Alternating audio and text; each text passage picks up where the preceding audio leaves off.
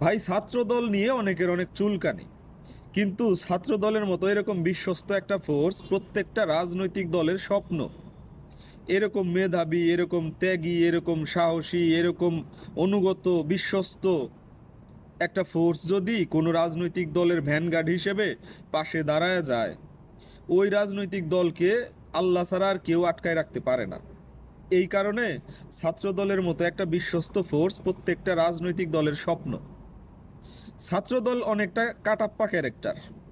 আপনার রাজমাতা বাহুবলী, এর বাইরে সে কিছু বোঝে না। মহেশমতি সাম্রাজ্য মানে বাংলাদেশটারে সে তারা বোঝে, ধারণ করে। এই সাম্রাজ্য রক্ষার জন্য সে আপনার রাজমাতা কিংবা বাহুবলীর হুকুমে জীবন দিয়াও দিতে পারে, জীবন নিয়েও নিতে পারে। দিস ইজ ছাত্রদল। আপনি তারে আর 10টা ছাত্র সংগঠনের সাথে মিলাইলে হবে না। তাদের কানেকশনটা ইমোশনাল, দেশ এবং নেতৃত্বের।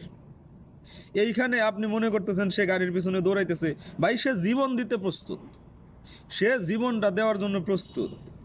গাড়ির পিছনে দৌড়ানো তো কোনো সাবজেক্টই না তার জন্য। তার নেতারে রক্ষা করার জন্য সে জীবন দিয়ে দিবে।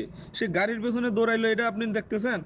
আপনি তারে দেখবেন গুলি খাইতেছে, সে সে নির্দ্বিধায় গুলি খাইতেছে।